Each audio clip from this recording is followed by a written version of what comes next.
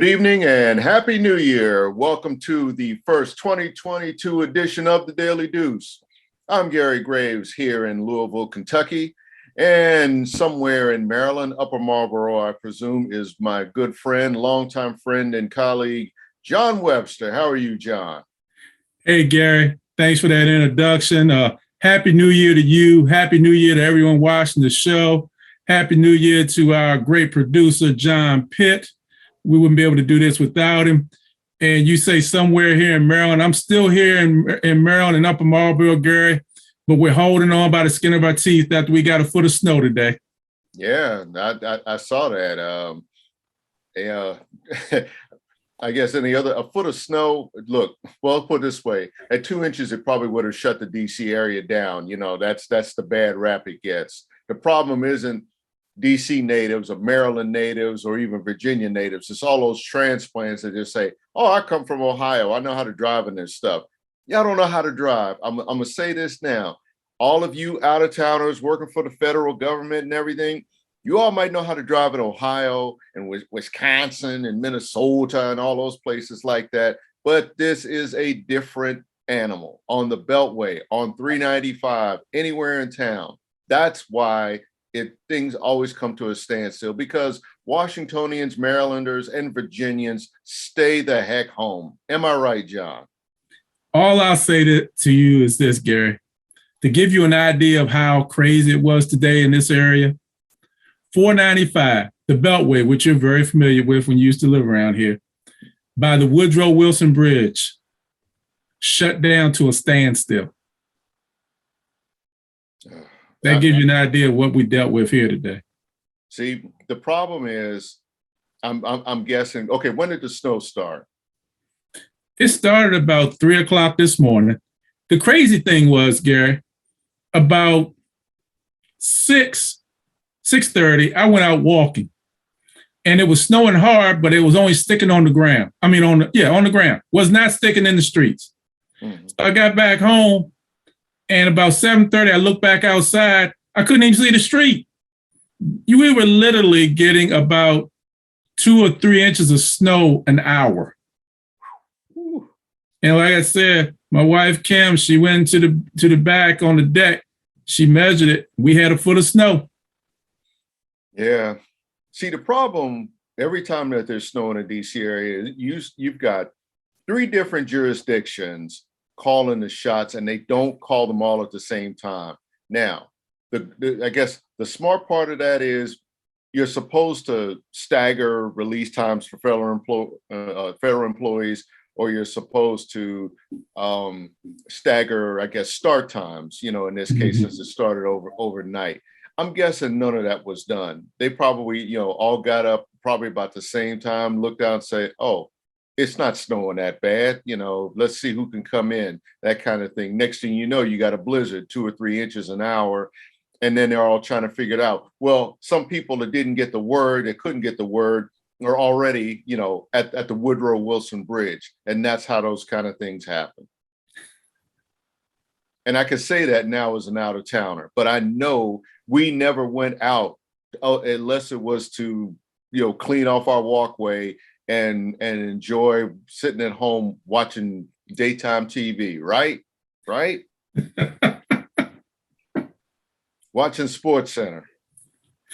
I think speaking of Sports Center, let's segue into the NFL, man, before we get ourselves in trouble. Yeah. Let's not get too deep in the snow on this one. All right. So we're coming up on the last week of the NFL season. And some things became clearer yesterday with Green Bay's dominant win over the Vikings to clinch the NFC's top seed. Meanwhile, somewhere in Texas, people are like wringing their hands, gnashing their teeth, and wondering what in the world is going on with the Dallas Cowboys again after another inexplicable loss to the Arizona Cardinals. And the word slump, I've already heard mentioned. In fact, I heard it mentioned again right after the game, whether they are still in a slump. This is one I'd love to pick John Pitt's brains on, but he's probably asking the same questions too. So what is wrong with Dallas, John? Well, I don't know if it's so much what's wrong with Dallas. First, you have to give credit to Arizona. As a Exactly. road team this year, if I'm not mistaken, they're 8-1 on the road this season. So they are a pretty tough team on the road. Kyler Murray played a really good game yesterday. And then at the end, when Dallas needed a stop, they couldn't get the stop they needed, and they got the first down. Granted, it was controversial. They were concerned that the running back for Arizona fumbled the ball, but still, you didn't get the stop you needed. And that's one of the things. Also, Michael Gallup, one of the wide receivers for the Cowboys, today, torn ACL. He's done for the season now. Yeah, I So saw you, that. you got Amari Cooper and you have CeeDee Lamb. And they're both good, but Gallup was a good third option there. So I don't know if it's a slump, as much as Arizona's tough on the road. One of the things I will say, I do not think Ezekiel Elliott is totally healthy. I think he is hitting the holes not as hard as he used to. And I don't mean that from a lack of effort. I am concerned if he really is totally healed with his knee. I know there are some today that question whether Dak Prescott is totally healthy from his calf injury. Let's see what happens next week. Let's see what happens in the playoffs. It could work out where they see Arizona again, because if Arizona does not win the West, and right now it looks like the LA Rams will, Arizona will probably finish fifth. And the fourth place team they will play with will be, guess who? The Dallas Cowboys.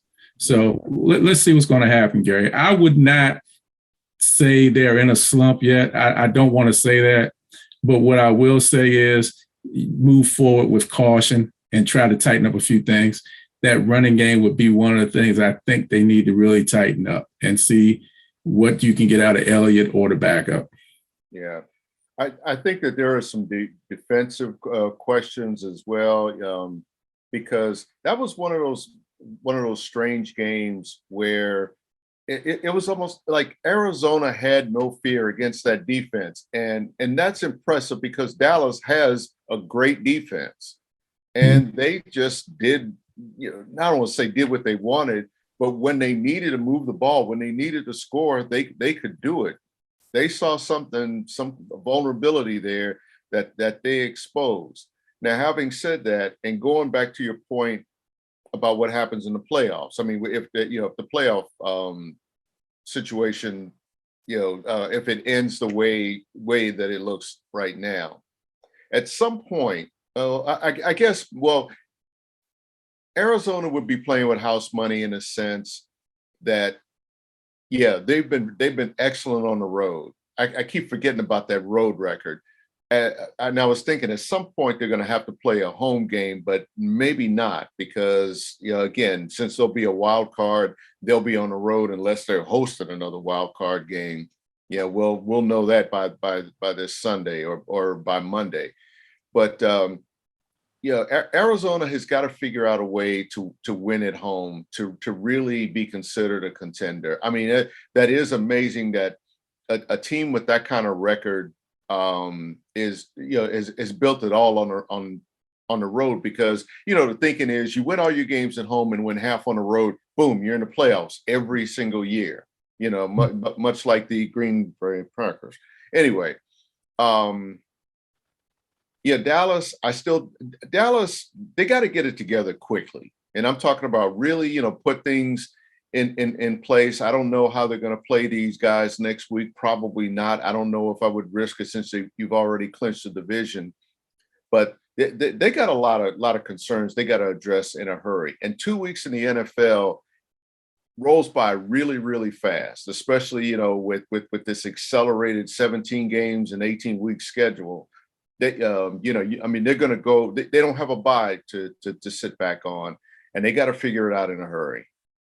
Yeah, you're right. I mean, the bye goes to that team that you have as a cap today, Green Bay. They're going to have the bye, and they have well deserved it. I mean, they have played great football throughout the entire season, and I would venture to say one of the games they lost if Rodgers had been able to play against Kansas City, I don't think they would have lost that game. So right now, I think they have 3 losses. I think they're 13-3. Yeah, 13-3. And they're going into the last game.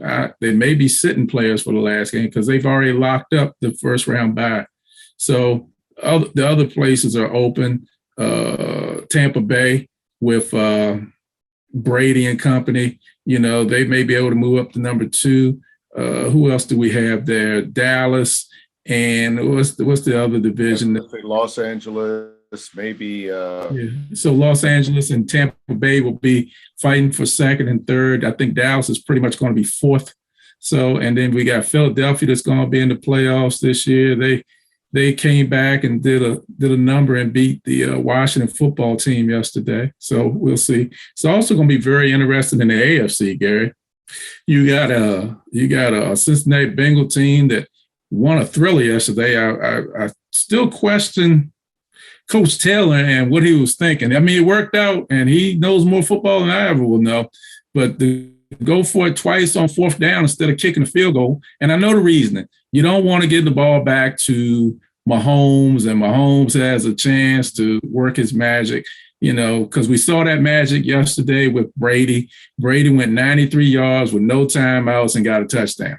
Absolutely amazing. Absolutely amazing. But, I understand it, but it could have backfired on him. It really could have backfired. Matter of fact, the reason Brady had a chance to go 93 yards yesterday is because the 4th down decision by the New York Jets backfired on them.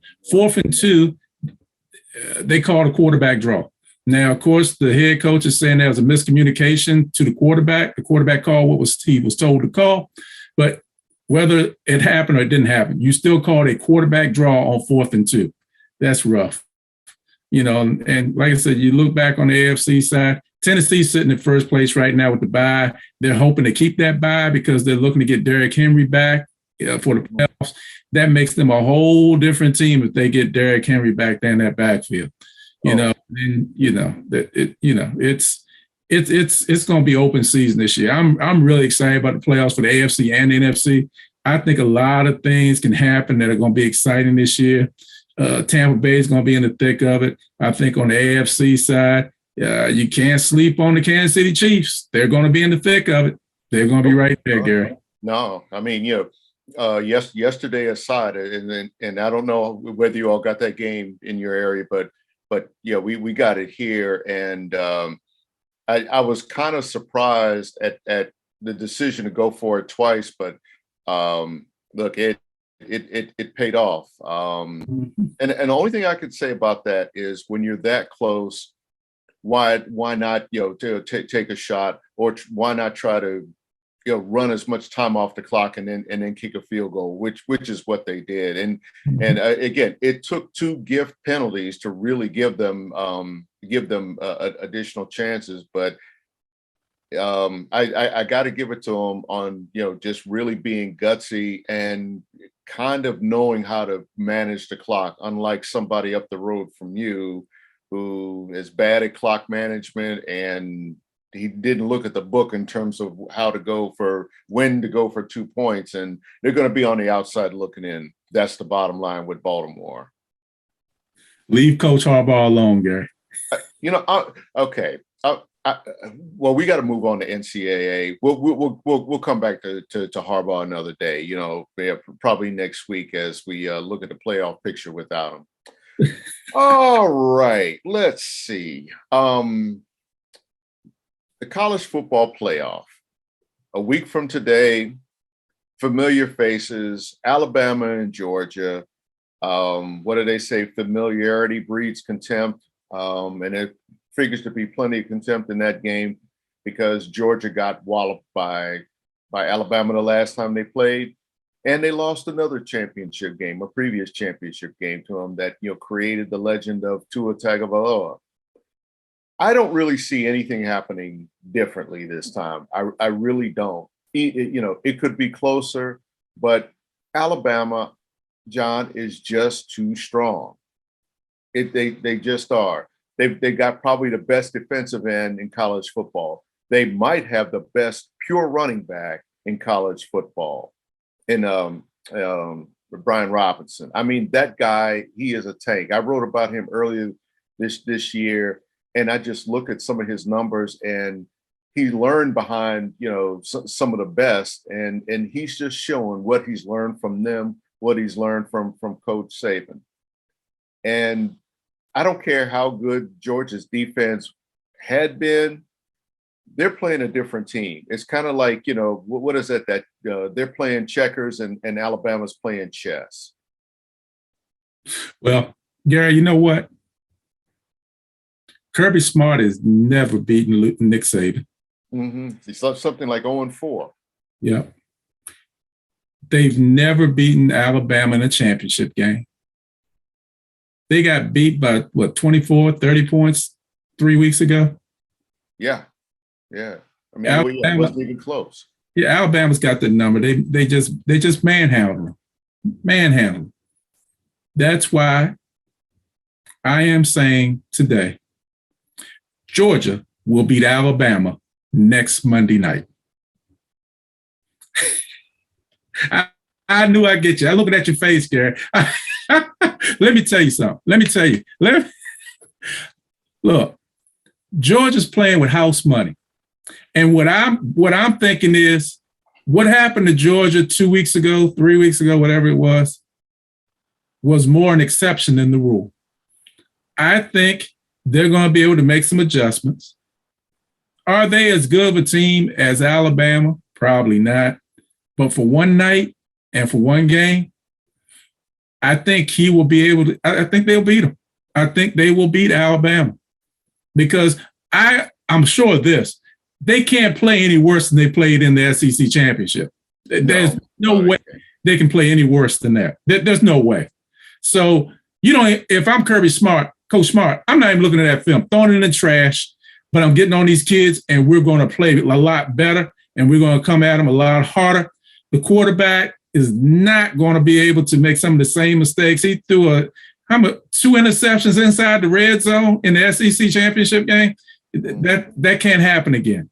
And I don't think Coach Smart is going to allow that to happen. I think they're going to practice hard, and I think they're going to be ready for this. I mean, as much as I wanted Coach Cack in Michigan to beat them, you could see the difference in speed between those two teams. And you could just see the difference. Difference in talent too. Georgia and Alabama right now, this season, are in two different worlds from the other teams in college football right now. It's just that simple. And I know, Gary, you think I'm crazy. I can see it in your eyes, but I really think Georgia is going to get them next Monday night. Okay. This is not to hate on Alabama. And in a way, I hope you're right, because I really do hope. I hope you're right from the standpoint that Georgia has. If anybody is ready to knock Alabama off its mantle, it's them. If any team is ready to knock Alabama off, it's them. And I hope it happens from just in showing that there's parity in the SEC. There's not much parity in college football, but I think there is parity in the SEC. I'd like for them to win it from the standpoint of showing it's not just Alabama every single year. Mm-hmm. It's just, I do think, again, when you're talking about speed and talent, it's like Alabama's here, Georgia is still right here. But again, that when you get to a rematch, anything can happen. Like you said, throw the tape out. Mm-hmm. You remember what you did wrong. And I'm pretty sure that after that game, they probably practiced on some things that they did wrong, just in case. In fact, being mindful they were going to have to face them again. Like I said, I'm picking Alabama just because you got to knock off the champ. Period. Mm-hmm. You gotta knock off the best to be the best and everything. And the trail to the national championship still goes through Tuscaloosa, or in this case, Indianapolis. Well, I think we're going to see a really good game next Monday night, man. I really hope so. I really hope so, because I think college football needs it. because I think they're really in danger of I would say, kind of it's going to be one of those things where you're going to have two, maybe three tiers in college football, if it isn't that already. With Alabama, and I think people lose interest at a certain point outside of Alabama, of course. Yeah, well, we'll see. Roll Tide or go Dogs, one way or the other. Yep, yep. Well, let's move on to another fine college subject, college basketball. After after 2 months of cream puffs, cupcakes, and everything, and yes, I'm talking about the schedule here in Kentucky. We're now getting into the meat of the conference schedules, especially in the Power Five. Baylor remains number one. I don't know if that changes in the Big 12. But again, I don't think there's a dominant team right now. It's just, again, Baylor, they won a championship last year in the bubble because they were the best team. They were playing their best basketball at the right time of the season. They might have been the best all along, and we just hadn't paid attention because they were probably the most veteran team left in the field. And that experience paid off against Gonzaga. It's a different team now, but they're still strong. I don't know, and looking over their shoulder is Duke, of course. I don't know how good Duke is yet. I'll probably see here in a few weeks when they come to Louisville. I might watch them later on this week when they get back into the ACC schedule. But right now, John, who do you like? And if you say UCLA, I'm kind of with you. Well, I can tell you right now that as much as I love the school, there's one team I will not say. I will not say Notre Dame. They're going to struggle in basketball this year. I mean, I'll just say that. But UCLA is definitely a dark horse that's they got a lot of those kids back from last year. What's the kid's name? Johnny Janko? Johnny Juzang. Yeah, the Kentucky transfer. Yeah, so I mean they're tough. But I'm gonna tell you something. Baylor, until you beat the champ, they are the champ. They played Iowa State this past weekend, went to Ames, Iowa, beat them. And they're still a tough team, man. They lost a couple players. The one kid that sticks out in my mind, he's playing in the NBA now. What's his name? Davion Mitchell. Yeah. I think he's playing for Utah now. And he was such an aggressive player. He's such a spark plug, in my opinion, last year for that championship team. And they still are rolling without him, man. I mean, they're looking really good. Gonzaga. What can you say about Coach Few, and the job that he does each and every year at Gonzaga? He's got the kid, what's the name? Holmgren, the skinny kid that's playing center for him. And he's a really good ball player. They're tough. I think the rankings came out today. 1 and 2 right now is Baylor and Duke.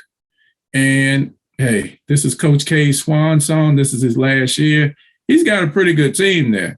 The kid Keels is going to be under the radar. People are not really realizing how really good he is and how much of a difference maker he is.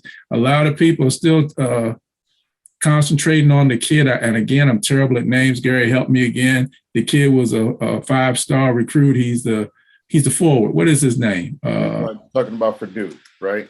Yeah, for Duke. I forget the kid's name. He's really. I forget his name too. He's really great. Been doing a lot of good things this year. But Trevor Keels, in my opinion, is going to be the unsung hero on that Duke team. He's going to make a lot of difference, in the ACC. Paolo Banchero, that's the one. What's his name? Paolo Banchero. Pablo Banchero, yes, very good player. And I mean, rebound, dribble, shoot, pass, he does it all. And he's just a really good ball player, man. And he steers that drink. He makes them go. But I still say, and I still will stick to this, that kid, Trevor Keels, is going to be the unsung hero of that Duke team. I'm telling you, Gary, you watch him, he's going to be the one when things are not going right for Panchero and they're not rolling like they normally do. It's going to be Keels that gets them back in gear and gets them back to where they need to be going. He is Yeah. that good of a ball player. Yeah. Yeah. I mean, you forget he's a homeboy, John. He's from Clinton. Yeah, and he went to Paul VI. Yeah. Yeah. So I mean, it's like a lot of talent coming out of PG County, coming and especially coming out of God. Do they still call it the what do they call it? The Now it's the WCAC. Don't go back WCAC. to when me and you were kids, Gary, and call it the Metro Conference. I know. I almost did that. Believe me, I almost did that. But yeah, I mean, the thing about him is I don't even think he knows how good he is yet.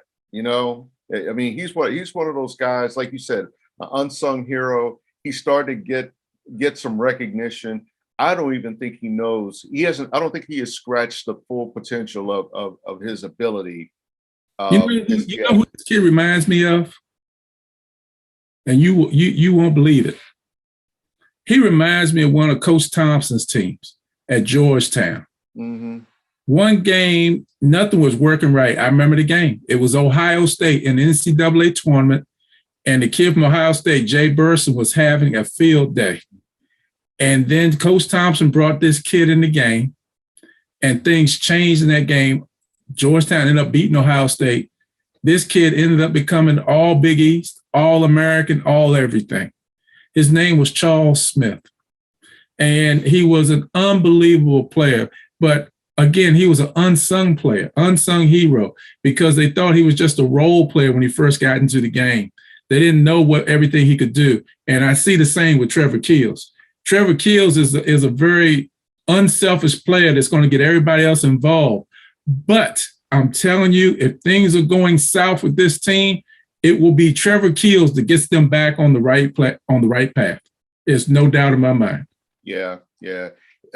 From the little bit that I saw of him against Kentucky, he looked like he could be a real steadying force for that team. The guy that really gets them to settle in and stay focused on the game plan, because it's hard to read a lot into that first game because none of these teams know no team knows what they have in the first game unless you're Mark Few.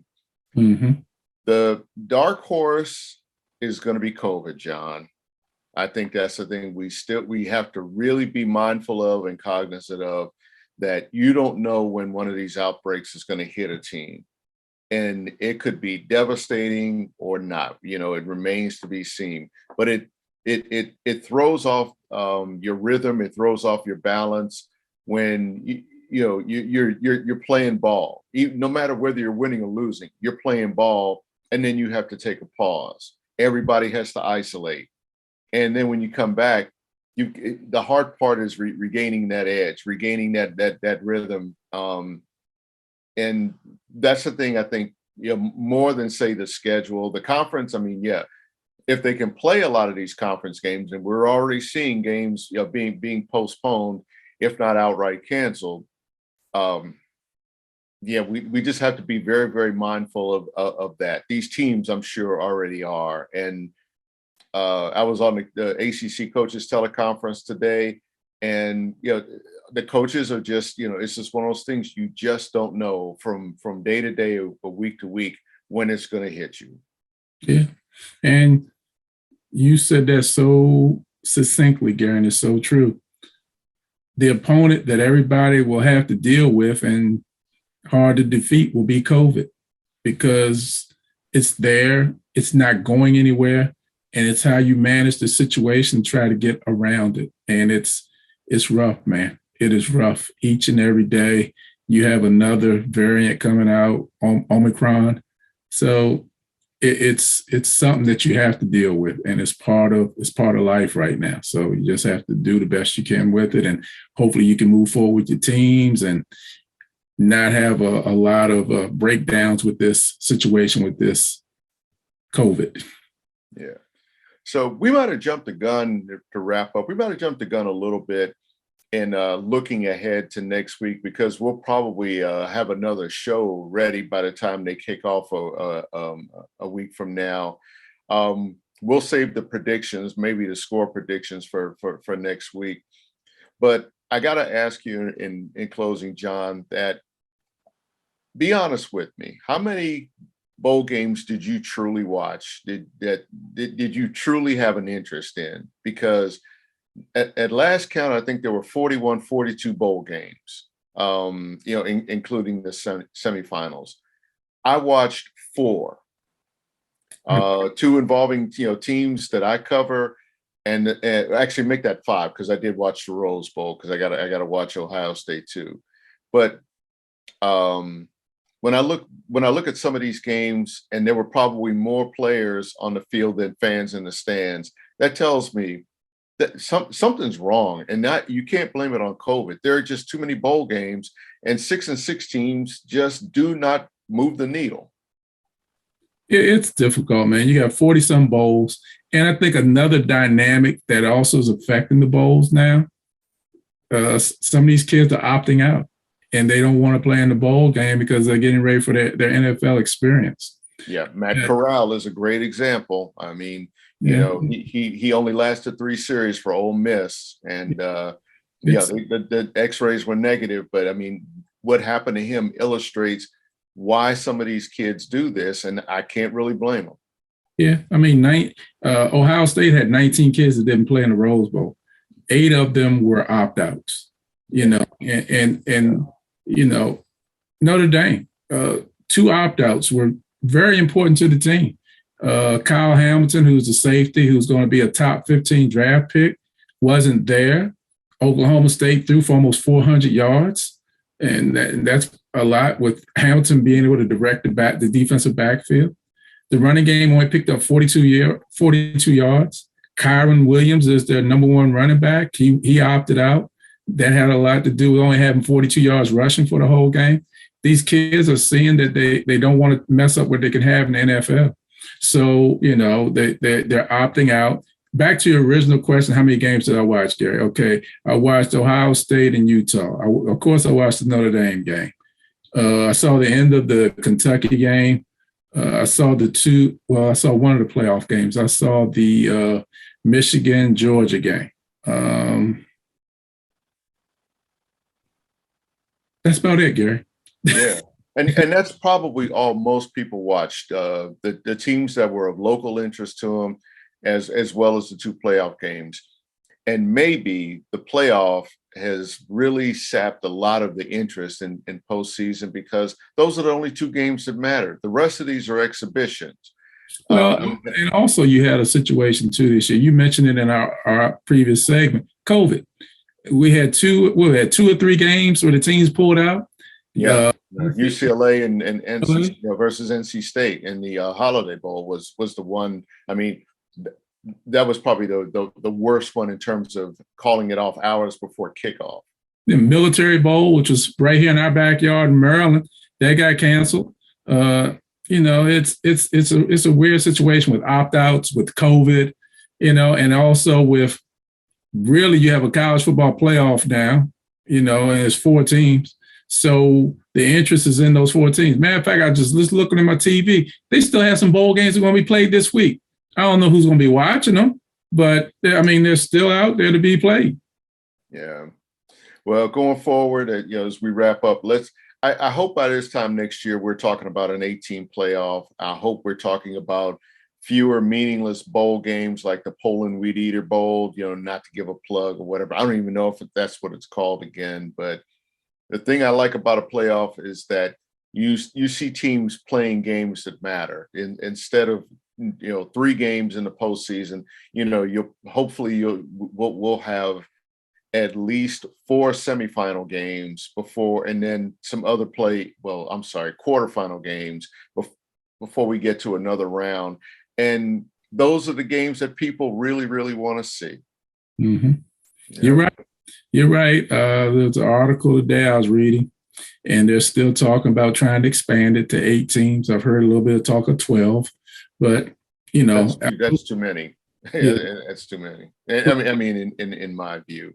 But you look back at the NCAA when it was 16 teams, and then went to 32, and then we're talking about 48. Oh, that's too many.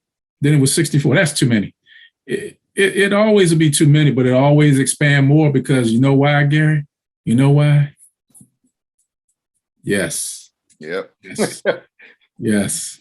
Gotta love our timing on that one. Yeah, I think there is one difference with college football, as opposed to the big dance. Somehow the NCAA managed managed to create this super tournament where you can boil it down in 3 weeks. I mean, really 3 weekends. I don't know, with the vagaries of and the nuances of college football, whether you can have as compact and efficient a playoff with 12 teams, because you're almost pushing football into February at that point. Well, one of the things they won't Almost. one of the things they won't do, which I wish they would do, and it would help, get rid of the conference championship games. Get rid of those. Go back to when it used to be an 11-game season. It's not going to happen, though. You know why? Super conferences, expansion and super conferences. Yeah, it's not going to happen, but it will help the timing of getting this playoff started with expansion and getting it ended in a timely fashion. It would help a great deal. But like you said, it's not going to happen because, again, you're talking about taking money out of people's pockets. Yeah, yeah. Well, sorry for going too long, folks. Of course, this is what happens when we start talking about sports. We get started on one, and maybe that's my fault for bringing up something that we can talk for another few minutes on, if not longer, over steak and root beer, right, John? Hey, ain't nothing wrong with a great steak, Gary. Yep, yep. Well, until next time, folks, you all take care. We will see you next week.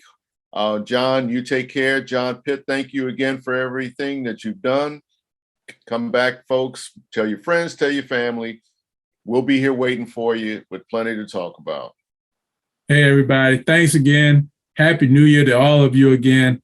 We look forward to seeing you again next week. Enjoy another week of sports. Have a great time. Be safe. Be careful. We'll see you next week. Take care.